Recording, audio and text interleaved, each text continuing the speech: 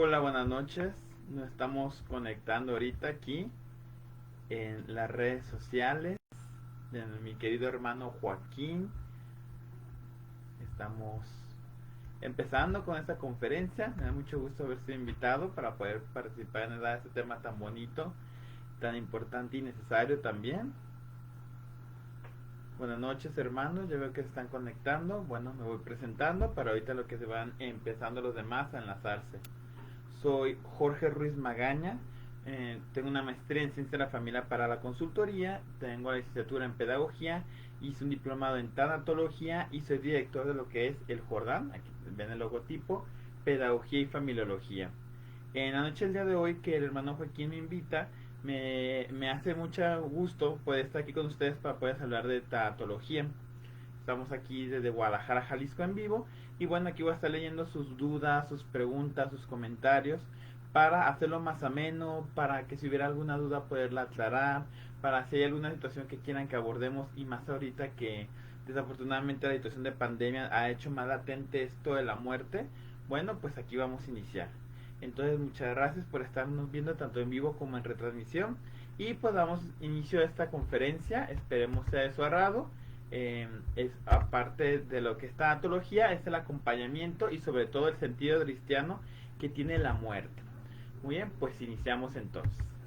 Vamos a partir con lo que es la definición de tanatología, para que a través de esto podamos nosotros comprender qué es lo que vamos a hablar esta noche, a qué se refiere, de dónde se desprende, etcétera. La tanatología viene etimológicamente de thanatos, que quiere decir muerte, y logos, que quiere decir tratado, tratado de la muerte. Si bien esta es la definición etimológica del concepto, la tanatología actualmente es una rama que se desprende de la psicología, que ayuda a acompañar a las personas ante las pérdidas, no solamente ante la muerte, sino ante cualquier pérdida.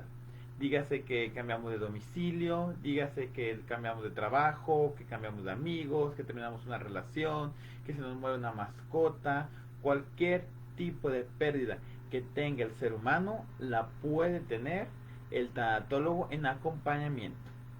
Con esto, a partir de este concepto, bueno, vamos ampliando lo que vamos a poder abarcar, aunque sí, efectivamente lo vamos a utilizar más en las situaciones de duelo, en las situaciones de muertos, y justamente también la conferencia pues va a tener este sentido cristiano de lo que se pueda generar.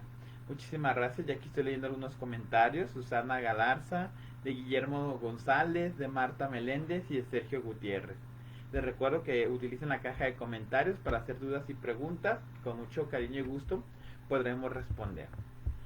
Bueno, si ya sabemos lo que es la tanatología, o al menos el concepto, la definición de tal, y cómo esta nos va a ayudar en el acompañamiento físico y espiritual de las personas que han tenido una pérdida, tenemos que entonces reflexionar acerca de la muerte para darnos cuenta de qué estamos hablando.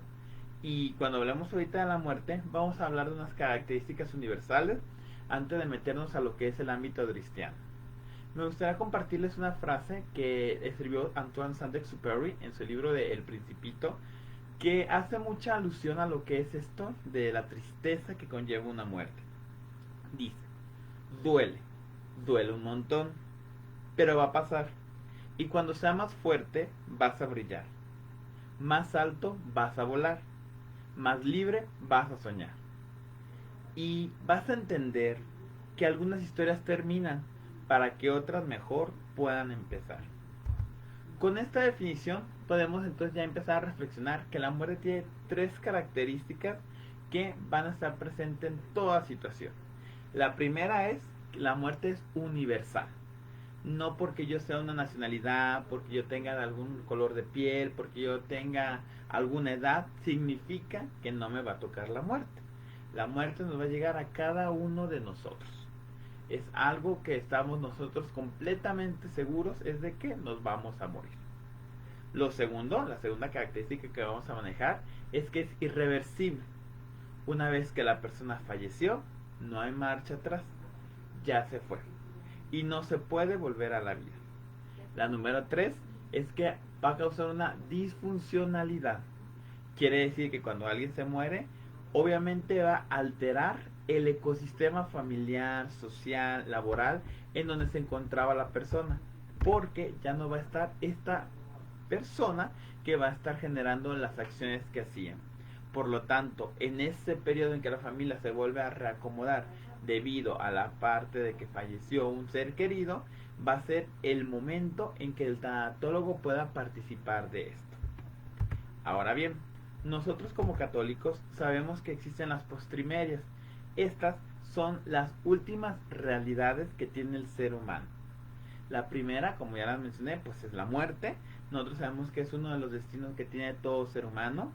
La segunda es el juicio, porque sabemos que Dios nos va a evaluar dependiendo de lo que hicimos bien o lo que hicimos mal. Y finalmente el infierno y la gloria. A esto se refiere a los destinos que tiene el ser humano.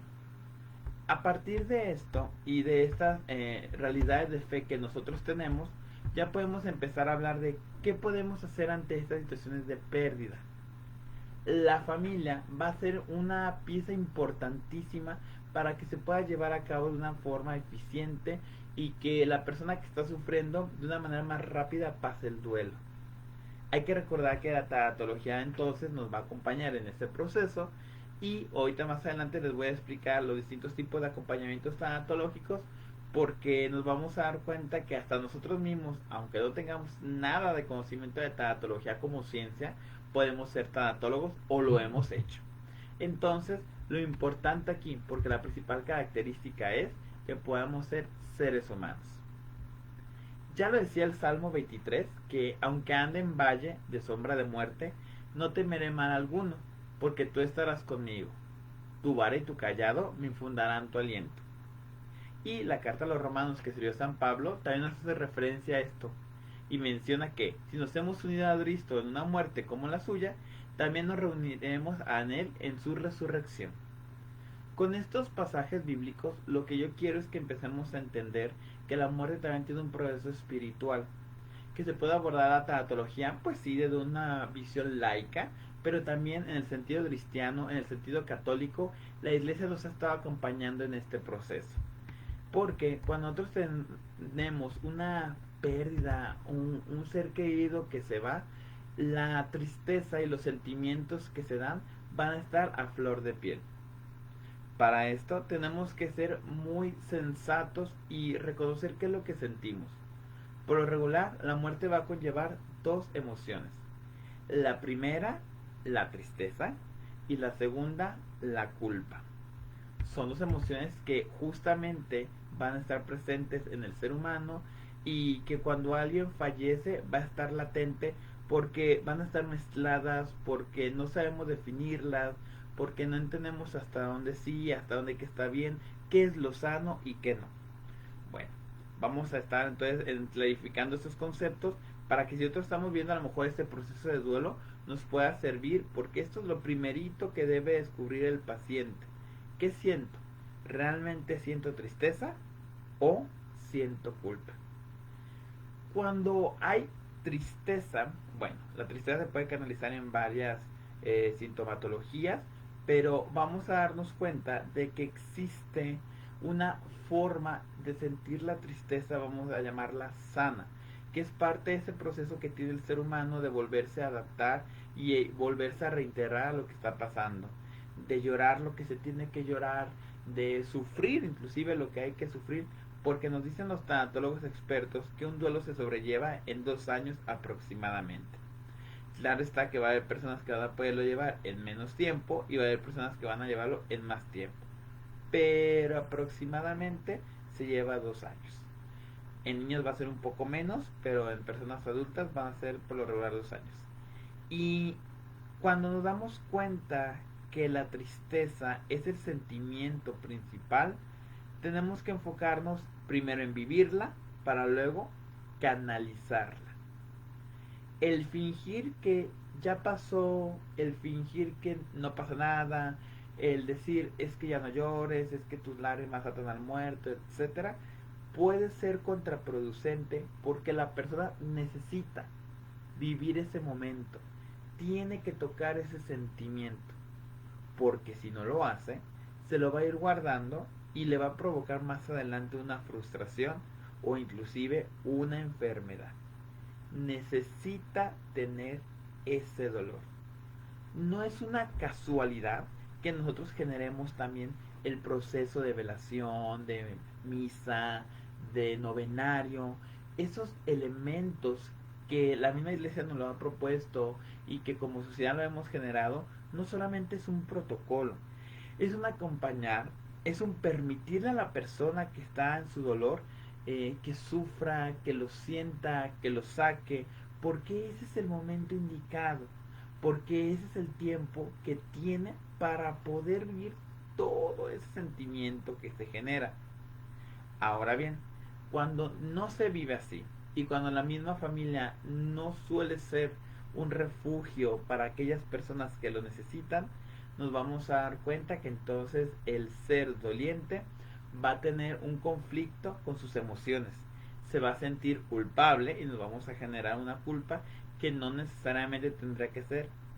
Llegan conmigo al consultorio y me dice es que me siento muy mal y mi familia me dice es que ve con un tanatólogo porque no puedes seguir así, porque tienes muchas cosas que vivir, etcétera. Y cuando yo les pregunto, ¿y de cuándo fue la pérdida? Y me dicen, no, pues es que el mes pasado, 2 meses, 3 meses.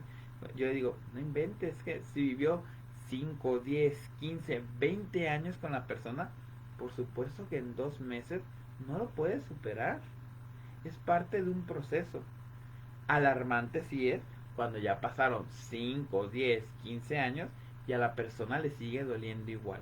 Porque significa que todavía hay una parte que debe de sanar debido a que no se ha gestionado las emociones de una forma adecuada. Por eso es importantísimo que dejemos vivir a la persona su duelo. Ahora bien, a lo mejor algunos tendrán la duda y me podrán decir, bueno, pero ¿hasta dónde es correcto? ¿Hasta dónde está bien? Bueno, cuando la persona por la tristeza ya descuida su persona o atenta contra sí mismo, ya estamos hablando de que la tristeza se está convirtiendo en una depresión o en una situación patológica. Ahí sí, necesariamente ya van a necesitar empezar a ir con un consultor o un terapeuta, porque ya está sobrellevando esta tristeza a un límite que no es propicio. Entonces, tenemos nosotros que ser muy conscientes de hasta dónde. Repito, vivirla así. Si ya empieza a atentar contra la misma persona o contra otro, ahí sí ya no, ¿eh? También para poder ser focos de ver si la persona ya a lo mejor no se está bañando, si la persona ya está dejando de comer, si la persona se agrede lastimándose su cuerpo o inclusive lastimando a otra persona, no está llevando bien el duelo. Aún con todo el dolor, no se vale que lastime a ella misma o a otra persona.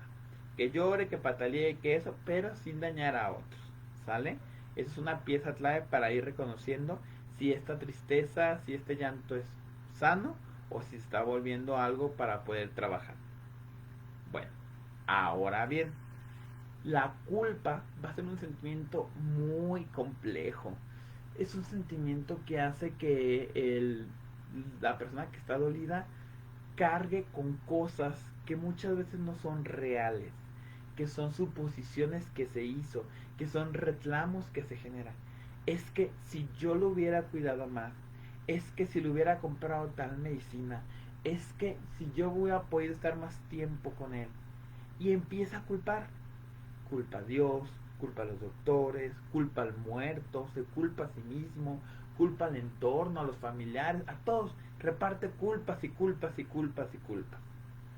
Una parte, repito, mientras no sea agresivo, mientras no se lastime, mientras no eso, vamos a decir que es normal. Es esa parte de que el cerebro trata de entender y al repartir la culpa libera el peso.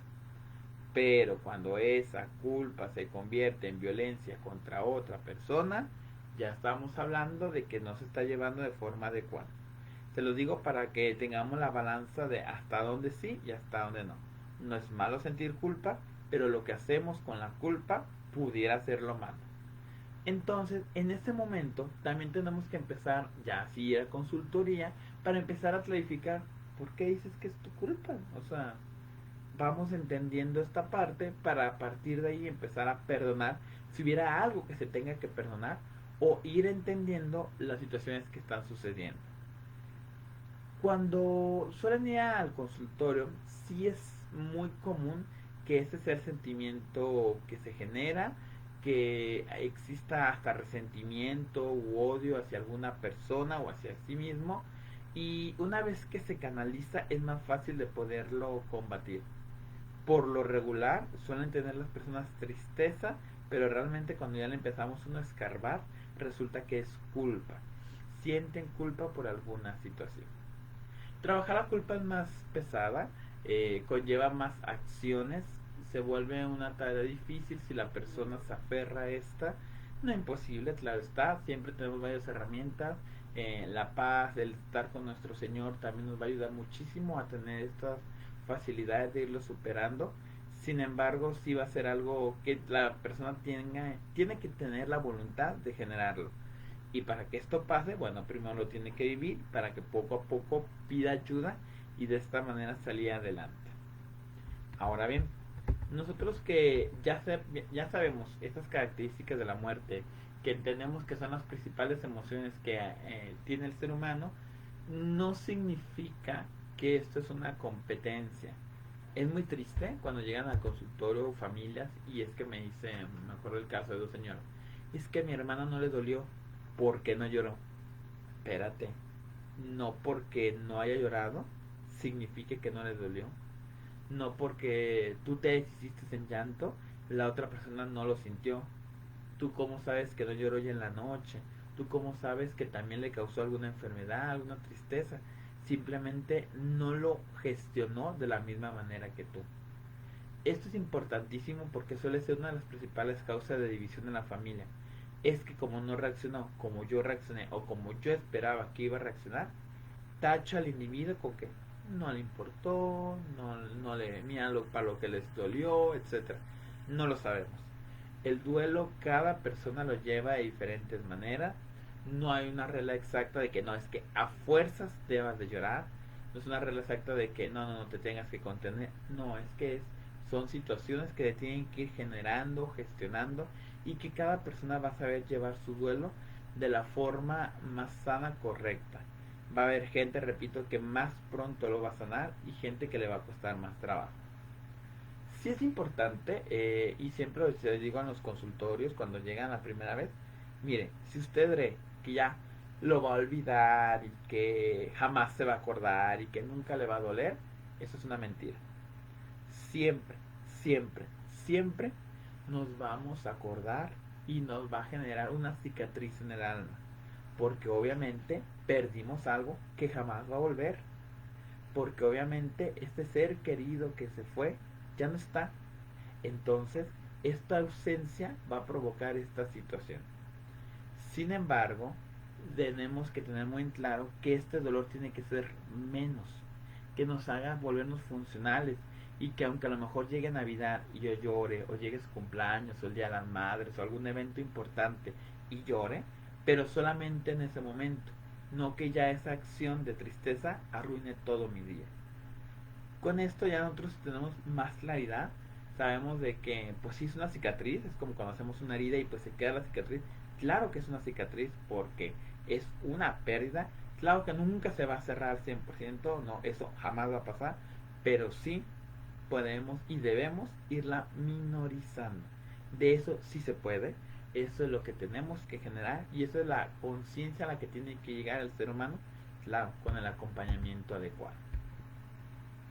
Para que sea más fácil hablar de la muerte, es importante hablar de ella y no meternos en situaciones de espantos o en situaciones esotéricas, sino en las situaciones naturales y biológicas, inclusive espirituales, que conlleva esta acción que tiene el ser humano. La muerte es parte de la vida, eso lo sabemos. Por eso se tiene que familiarizar incluso desde que somos niños con ella. No para que le teman, sino para que la acepten y sepan que es un proceso. Me da mucha tristeza cuando en las familias no se les quiere decir a los niños la muerte del ser querido. Hay que entender que como la persona ya no va a volver, o sea, es algo, repito, como dijimos en las primeras características, irreversible, es peor, gestionarle la ansiedad al niño pensando que a un día va a volver su abuelito, su tío, su abuelita, etcétera. Es importante explicarle al niño que esa persona que tanto quiere ya no está con nosotros y que al menos aquí en la tierra ya no le va a tocar verlo. Porque luego pasan los casos de que dicen, es que tu abuelito se fue de viaje.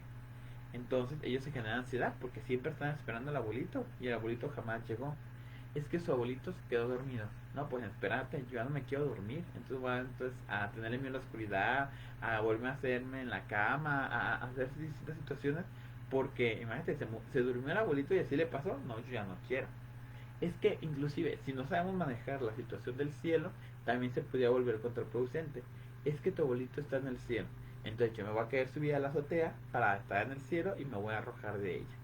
Hay que ser muy cuidadosos. Yo no digo que no les digamos, pero saberlos acompañar en esas palabras para que ellos entiendan qué consiste esta parte del cielo, en qué consiste esta parte de la pérdida, que en la medida de lo más sano, porque si no podemos llevar la situación, entonces mejor no, en la medida de lo más sano, que si nos acompañen en estos ritos que se generan. Quizás a lo mejor no se puede todo el sepelio o no es sano en el panteón, pero quizás pueden asistir a la misa, o al revés, si pueden ir al sepelio porque son más grandecitos, o si pueden ir un ratito a despedirse allá en el ataúd. O sea, hay distintas formas para poder llevar esta situación y que los niños lo vayan entendiendo. Los niños son maravillosos porque si en ellos no se genera lo que conocemos en psicología como un fantasma, ellos más pronto van a sanar. Algunos tanatólogos inclusive dicen que en 6 meses. ¿Por qué? Porque no tienen todavía el sentimiento del arraigo, del apego tan desarrollado como el adulto. Pero si en la familia se genera lo que se conoce como fantasma, que es que aunque ya no exista el ser querido, sigue tomando decisiones, ahí sí vamos a gestionar en el niño que el duelo sea más largo. Se suele decir, es que esa era la silla de la abuela, no te sientes. Pues sí, sí lo era, pero ya no lo ves y ya no lo será. Entonces tenemos que darle otro uso a esta silla de la abuela. No, pero es que eso no lo muevas porque ¿qué diría fulanito de tal si todavía viviera? Pues cuando hubiera vivido, no lo dudo que eso lo dijo, pero ya ahorita ya no está. Y seguir haciendo que los muertos tomen decisiones, porque esa sería la palabra, es el fantasma que se aparece, genera contraproducencia en las personas. Quiero no tomar un descanso para ver ahorita nomás los comentarios, los saludos, y de esta forma también si hay alguna pregunta pues hacérselas responder, porque para eso estamos. Y ahorita retomo esta parte.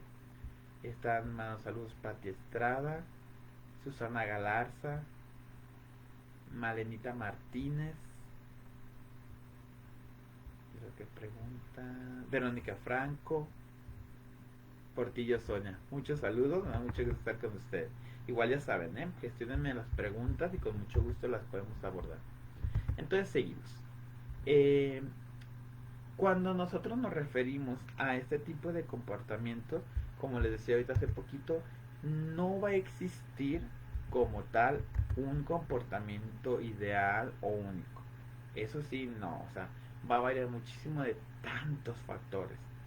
Pero repito, lo que nos tiene que dar una señal de alerta son las siguientes situaciones. Uno, la violencia, ahí sí no, desde el principio no. Ya si existe violencia contra ellos o contra sí mismo, ya no, o sea, ya, poco. La segunda, repito, es si ya pasaron los 2 años y yo sigo sintiendo el mismo dolor, con el mismo sentimiento, también es señal que se está volviendo patológico. Que repito, que es la primera Navidad sin él, pues obviamente. Que es el primer día de las madres sin ella, claro está. Pero si ya es continuo este dolor, entonces sí tenemos que ver esta parte de qué es lo que nos está sucediendo y por qué es que este sufrimiento nos está afectando tanto. Para esta situación de que hay una pérdida, hay 3 maneras de abordarlo: el acompañamiento tanatológico, la consultoría tanatológica y la terapia tanatológica.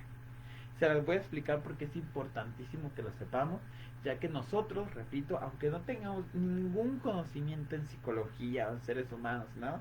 Lo podemos generar. El primero justamente es el que nos corresponde a todos, el acompañamiento. Acompañar consiste en estar con esa persona en el momento que se siente vulnerable. Consiste en poder llorar con ella, en poder escucharla, en poderle enjuagar las lágrimas, en poder abrazarla, porque esta persona se siente triste, se siente mal. Este acompañamiento lo podemos gestionar desde la familia y todos los miembros pueden integrarse en esto. Vino una familia conmigo que era el Día del Padre, se les murió el papá justamente hace 2 meses. Me decían, ¿celebramos el Día del Padre? Y yo les dije, sí, y que sea una parte también de alegría y de despedida. Tomen un momento como familia, sí, para llorar, pero no que toda la fiesta sea llorar, porque también tenemos que recordar que seguimos vivos y que de alguna manera esa semilla que en este caso papá sembró todavía sirve. Si la familia genera un buen acompañamiento, yo muchas veces lo digo, quiten a la chamba a los tanatólogos, pueden ustedes mismos atender estas situaciones para que no crezca. Pero ¿qué pasa? Las mismas familias a veces, yo sé que no es por maldad, pero suelen ser las principales causantes de que se generen las otras dos situaciones. Porque se escucha muchísimo ese que ya no llores, es que no pasa nada, es que déjalo ir, es que fíjate lo que está pasando, o sea, y esas palabras se vuelven más contraproducentes porque no estamos siendo empáticos. Es mejor decir, yo te comprendo, sé que esto es difícil, aquí estoy para ti. A decir, ya es todo, supéralo, porque aunque sí lo tiene que superar, en ese momento la persona no puede, no debe inclusive, tiene que vivir todo esto que conlleva. Igual no es una etiqueta y hay personas, repito, que pudieran llevarlo antes, pero que se sientan con la seguridad y confianza de que si algún día quieren llorar, existe una persona que los pueda escuchar, que pueda estar con ellos. Cuando pasan los 2 años o se están viendo ciertos rasgos patológicos, es cuando ya se tiene que ir a consultoría tanatológica.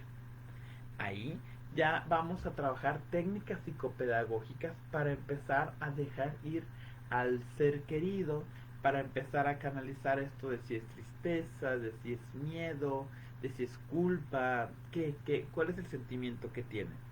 Y que se puede ir de esta forma desarrollando una situación más conveniente para todos.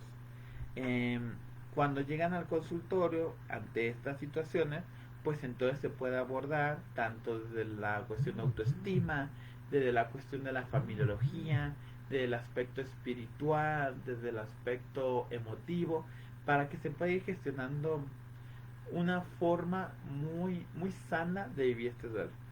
Sin embargo, el consultor no va a poder abarcar todo. También existe la terapia tanatológica. ¿Quién acude a terapia? Alguien que ya atentó contra sí mismo o contra otro.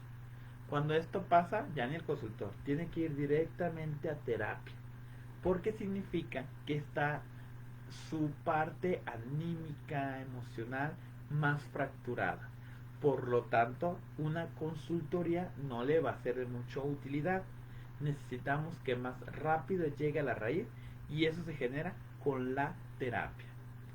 Dentro de la terapia ya pudiera ser a lo mejor, inclusive si es la situación, que se le medique, si ya empiezan a ser trastornos psiquiátricos, que se canalice también con un psiquiatra, si ya empiezan a haber algunas situaciones que no son sanas, que se están volviendo tóxicas, peligrosas para sí mismo y para el otro, si el terapeuta tiene que estar muy preparado ante esta situación y es cuando la familia sí tiene que intervenir rápido y aunque no hayan pasado los 2 años, llevarlo con una persona especialista en esto.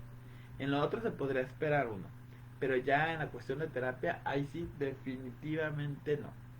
Tiene que ser inmediato si el ser humano, te repito, ya ejerció violencia sobre sí mismo y sobre la otra persona. Con esto, entonces nosotros vamos teniendo diversas formas de poder abarcarlo. Las etapas del duelo, bueno, porque es importante que las conozcamos, son una serie de, vamos a mencionarle como niveles que va teniendo el ser humano y que va avanzando paulatinamente según vaya ocurriendo las situaciones. Es importante saber que, aunque ahorita las menciones son 5, no es a fuerza que vivamos las 5 y no es a fuerzas que la vivamos en ese orden. Vamos a decir como quien dice el promedio, pero si así no fue tu fase del duelo o si la persona lo vive de otra manera, no significa que esté mal. Pero igual, repito, se las digo las más comunes. Lo primero, justamente, pues sí es la negación. Es estar diciendo, no, no es posible, no pasó, es que no entiendo. O sea, estamos en la parte de no, no, no, no. Inclusive todavía nos preguntan y nos resistimos a creer que eso ya pasó. Una vez que ya nos dimos cuenta, pues que se murió la persona, llega ya la ira, que es la segunda etapa. El coraje, esa rabia, resentimientos, culpa que se va generando, porque suele ser la primera de las emociones que se generan. Repito, la gente suele enojar contra Dios, contra los hospitales, contra aquel doctor, los demás miembros de la familia, contra uno mismo se enojan, contra el ser querido que se fue, ¿por qué me dejaste? ¿Qué voy a hacer yo aquí? Etcétera. Es una de las emociones más latentes que se genera ante esa frustración que se hace cuando se va un ser querido. Luego, dicen los tanatólogos especialistas, que hay una etapa de negociación, como que lo vas entendiendo, como que sí te está cayendo el 20, y estás como que, bueno, pero pudiera hacer esto, pudiera cambiar aquello. Sin embargo, bueno, dicen ellos que la cuarta etapa es la depresión. Ya cuando sí entiendes y ya liberaste la culpa, que es la que se va con la ira, ya llega la depresión para que solamente se sienta la tristeza de la ausencia. Una vez que se haya llorado todo lo que se tuvo que llorar, empieza la quinta y última parte, la aceptación. Y con la aceptación consiste en sobrellevar las cosas de una mejor manera. Repito, no es sinónimo de que nos vamos a olvidar y vamos a fingir que nada pasó. Así no trabaja el ser humano e inclusive sería patológico si pasara. Es, ok, pasó, me duele mucho, pero aún así voy a seguir adelante, aún así tengo un sentido de vida, aún así tengo cosas por hacer, aún así le entrego a Dios la situación y que Dios decida qué va a pasar. En esta parte es cuando ya empezamos a dar esa parte de salud mental y empezar a decir que de mayor o menor grado ya hemos estado curados ante este dolor. La principal psiquiatra pues fue Elizabeth Kubler-Ross, que fue la que empezó a ponerle término a todo esto. Sin embargo, la tanatología como tal es un poco más antigua. La misma iglesia ya la generaba desde el principio cuando le daban santa sepultura a las personas que fallecieron, con los rosarios que se generaban en los novenarios, desde las virtudes como lo que es la templanza, la longanimidad, la fortaleza, es lo que hoy los psicólogos conocen como resiliencia, y es justamente la capacidad que tiene el ser humano para poder llevar situaciones tan dolorosas como es perder a una persona. Por eso es importante que valoremos esta parte, que las conozcamos y que a partir de aquí, si sabemos o esperamos o tenemos alguna situación de duelo, alguna situación de coraje o de tristeza, poderlo compartir. Voy a ahorita a leer unos comentarios que están poniendo. Me da mucho gusto leerlos. Repito, esto lo hace muy padre. Saludos hasta Houston, Estados Unidos, con Verónica Franco. Gracias, Gloria, por decir que es muy interesante mi charla. Pati Estrada nos manda saludos de Nuevo México. Un fuerte abrazo. Yo estoy aquí en Guadalajara. Portillo Sonia, perdón. Saludos de Ciudad Juárez, Chihuahua. Sergio Gutiérrez manda saludos. Malenita Martínez dice: gracias por compartir, Dios le bendiga, felicidades. Muchas gracias por estarlo sintonizando y compartiendo. Gracias, Gloria, por lo que comentas, que lo explico bien. Maite Villaseñor dice que interesantes temas. Saludos de Lázaro Cárdenas, Michoacán. Un abrazo para hasta Michoacán. A Pati Estrada. Gloria Ruano nos menciona: es muy triste en este tiempo de que nos den un abrazo de consuelo. Sí, sí es muy triste. Y la pandemia ha causado ciertos estragos emocionales porque es tristísimo todos los casos de las personas que fallecieron y no se les pudo hacer novenario, no pudieron ir ni siquiera a la funeraria, no se le pudo a veces hacer misa, mucha gente ya ni siquiera vio al muerto. No, esas son situaciones desgarradoras que llegan ahorita al consultorio y que tenemos que trabajar para que ellos hagan la despedida. Se tiene que hacer ese cierre, se tiene que hacer ese proceso, ese rito de decir, entrego a esta persona, me despido a esta persona. Y desafortunadamente en la pandemia, el COVID, arrancó muchas personas de su lecho familiar y ya no volvieron a ver de ellas. O sea, ya literal cuando se los entregaron fue cenizas, fue muy fuerte, fue todo un drama. Gerardo Torres, amén, igualmente. Quiero leerlo porque eso es importante. Verónica Franco nos comenta que para ella también la sanación del duelo después de que papá partió, más que preguntarte, porque yo agradecí a Dios por el tiempo que nos permitió compartir y siento que la sanación se ha logrado a través de la oración y agradecimiento. Así es, dentro de este proceso tanatológico es importante no descuidar la parte espiritual. Yo he constatado que las personas que tienen una mejor espiritualidad más fácil lo sobrellevan. Repito, igual duele, igual se siente, pero sí es más fácil hasta en el consultorio poderlo abordar. La gente que no tiene un sentido, si no tanto religioso, pero espiritual, referente a qué pasa, a su relación con Dios, a su relación con lo que es la vida después de la muerte, llega muy frustrada, está carente de esperanza, se encuentra mucho desasosiego, porque no tiene un consuelo de que sabe qué va a pasar después, se queda con esa parte, se siente sola, se vuelve muy complejo. También se puede trabajar, también se puede sanar, pero sí definitivamente si estamos de la mano de Dios, esos procesos tan dolorosos se vuelven más fácil. La oración, comenta Rosa Franco. Saludos y bendiciones. Saludos María Tapia. Gracias Jacqueline.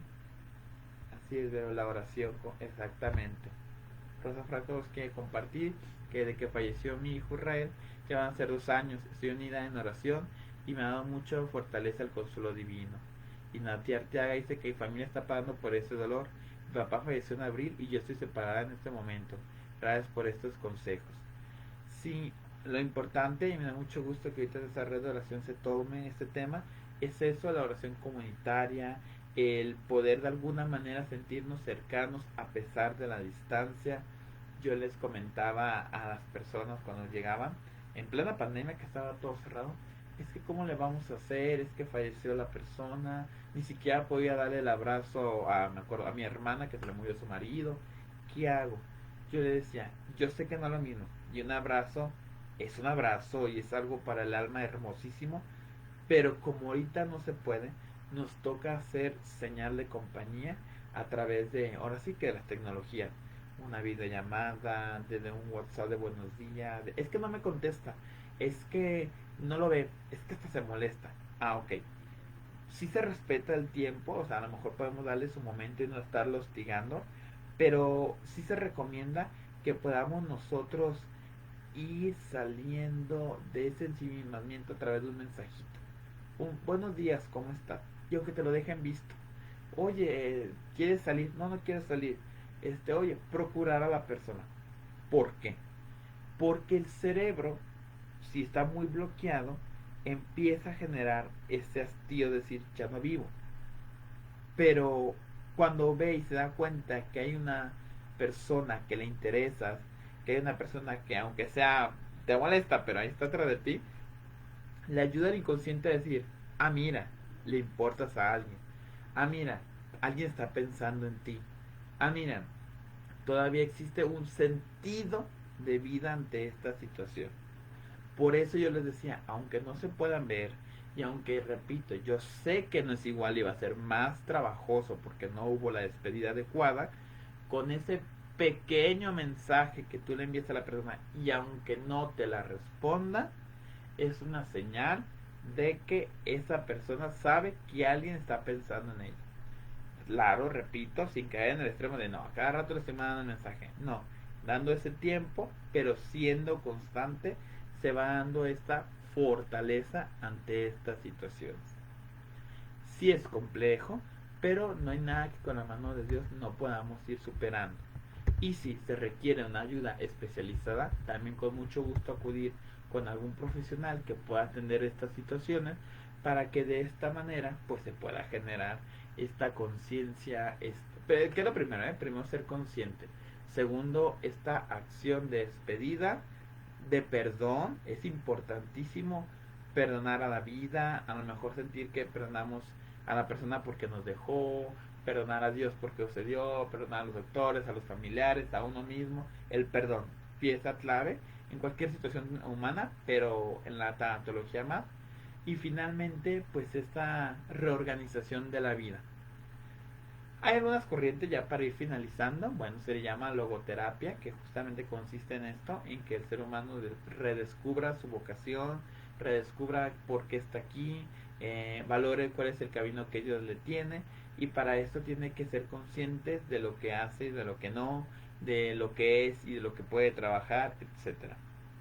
La invitación que me queda ya para ir cerrando esta noche es que estas herramientas que ahorita pudimos escuchar y estas situaciones que tengamos nos inviten a ser más humanos, nos inviten a estar más en oración y sobre todo a darnos cuenta de que es un proceso.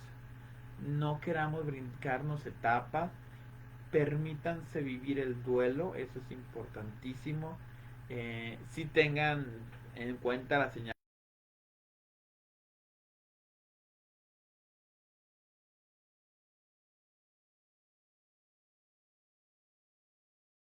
que suele ser los 2 años, sobrellevarlo, irlo viviendo. Recuerden, es una cicatriz para el alma, sí nos vamos a seguir acordando, pero sí tiene que doler menos. Si no es así, con todo gusto pueden acudir obviamente a Dios para que Dios fortalezca o alguna ayuda profesional.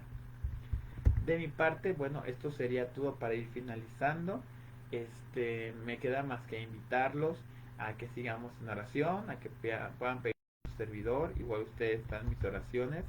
Aquí nos comparte Patti Estrada, que su hermano falleció hace casi 2 años, y gracias a la oración del hermano Joaquín me ha ayudado mucho. Qué bueno, me da mucho gusto que esta página esté dando muchos frutos. De igual manera yo quiero agradecer personalmente al hermano Joaquín que me pudo invitar aquí a su red de oración. Me da muchísimo gusto estar con ustedes. Muchísimas gracias por haber comentado. Créanme que lo más padre es esto, cuando leo sus comentarios, porque de esta manera hay esa reciprocidad que obviamente no es igual a que estuviéramos presencial, pero claro está que ayuda a hacerlo más ameno. Me despido, soy Jorge Magaña, soy director del Jordán Pedagogía y Familiología, que por aquí van a ver el logotipo. Nos pueden buscar así en Facebook, en Instagram, en WhatsApp también tenemos. Damos también servicio de consultoría online por si alguien nos llega a requerir, no nomás en Guadalajara, sino que ahora sí que donde haya internet podemos acceder. También de igual manera, pues si alguien me está viendo de aquí, de nuestra tierra de Guadalajara, pues también en el consultorio de forma presencial. Agradezco también a aquí Lea Franco nos está compartiendo. Hace 9 meses falleció mi esposo Rafael y estoy unida en el rosario y esto me fortalece. Muy bien, Gloria, seguimos pidiendo para que, como vemos con la Virgen María, que es una de las mejores tanatólogas, porque ella al momento de sufrir la muerte de su hijo y estar justamente en esta cercanía, en este acompañamiento, en este dolor, porque ella también sufrió, nos demuestra un camino de esperanza para el ser humano. Si María, siendo la Madre de Dios, sufrió al momento de ver a su hijo en sus brazos, lloró, se sintió sola, se sintió también con mucha tristeza, es una forma de que nosotros vinculemos con nuestras emociones, que también vinculemos con ella, que la veamos como madre protectora y sobre todo que también nos ayude a obtener el pronto consuelo. Muchísimas gracias, Verónica Franco. Esperemos pronto, sí, espero tener estar muy pronto por aquí. Así que cuando el hermano Joaquín me vuelve a invitar, con mucho gusto, aquí estamos. Gracias, Mirna, por estar aquí también. Muchas bendiciones. A Sonia también, muchísimas gracias. A Pati Estrada, Verónica Franco y a todos los que están aquí o que lo estén viendo por repetición, con mucho gusto. Pues estamos en oración. Y si esto te gustó, si crees que le puede ayudar a otra persona, compártelo por favor para que podamos igual generar una red de apoyo y de oración ante estas situaciones y No, bueno, está por la pandemia, pero siempre ante estas situaciones de pérdida. Me despido, buenas noches, que tengan un excelente inicio de semana, que Dios los bendiga y les mando un fuerte abrazo desde Guadalajara, Jalisco, México. Buenas noches.